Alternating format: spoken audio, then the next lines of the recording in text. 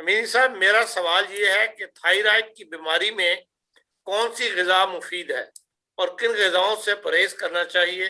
मेरा थायराइड पहले हाइपो था, अब हाइपर हो रहा है। देखिए कि थायराइड एक ग्लैंड है, जिस तरह आम रूटीन में लोगों को पता है टॉन्सिलाइटिस है, टॉन्सिल्स भी बढ़ गए हैं और सूज गए हैं। पिछले ज़माने में टॉन्सिल्स के पीछे हर डॉक्टर पड़ा रहता था।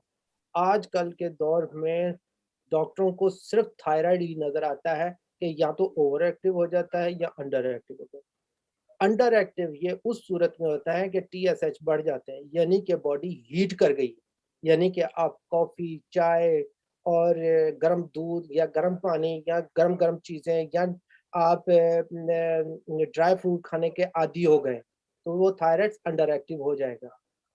अगर आप ठंडा पानी, ठंडी चीज़ें खाने के आदी हो गए हैं और मशरूब ज़्यादा ठंडे पी रहे हैं, तो ये आपका थायराइड ओवर एक्टिव हो जाता है। यानी कि ठंडा पीने से इसका ब्लड दिमाग की तरफ बढ़ जाती है, तो वो ओवर एक्टिव हो जाता है। गर्म होने की वजह से ये खुश्क हो जाता है और दर्द करने लग जाता है। सिर्फ उल्टा करना है, यानी कि अगर आप ये थायराइड अंडर एक्टिव हो गए हैं, तो बॉडी को न्यूट्रल करने पर कोशिश करें कि रूम टेम्परेचर से आप पानी पिएँ, बहुत ज़्यादा गर्म चीज़ें ना खाएँ, खुश्क चीज़ें ना खाएँ, नमकीन चीज़ें ना खाएँ, यानी कि छुहारे, खजूरें, ड्राई फ्रूट ये ना खाएँ। दाल में आ जाए, फौरी तौर पर उसको कट ऑफ कर दें, या ऐसा जिस्म में बुखार होने की सूरत में होता है, यानी कि बुखार की जो टेम्परेचर हाई होता है, तो उससे भी मिज़ाज जो है गर्म और खुश्क हो जाता है, तो जिसकी वजह से बॉडी जो है खुश्क होना शुरू हो जाती है, तो थायराइड जो है अंडर एक्टिव हो जाते हैं और बॉडी के अंदर लेथार्जिकपन पाया जाता है, मूड स्विंग्स करने शुरू हो जाते हैं, किसी के साथ बात करने को दिल नहीं करता।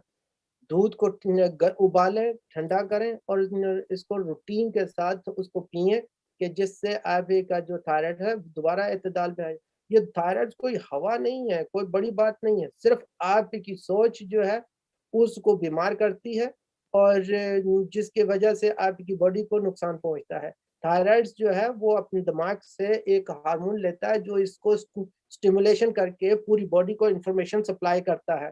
अगर थायराइड से लंबा अरसा अंडर एक्टिव रहता है, यानी कि वो प्रॉपर काम नहीं करता, तो उनको खतरा होता है डायबिटीज़ का भी, उनको गुर्दों की फेलियर का भी खतरा होता है और मसाने की कमज़ोरियाँ और औरतों के अंदर पॉलीसिस्टिक ओवरीज़ बनने का है, एंडोमेट्रियोसिस बनने का है, फाइब्रॉइड बनने का अंदेशा होता है।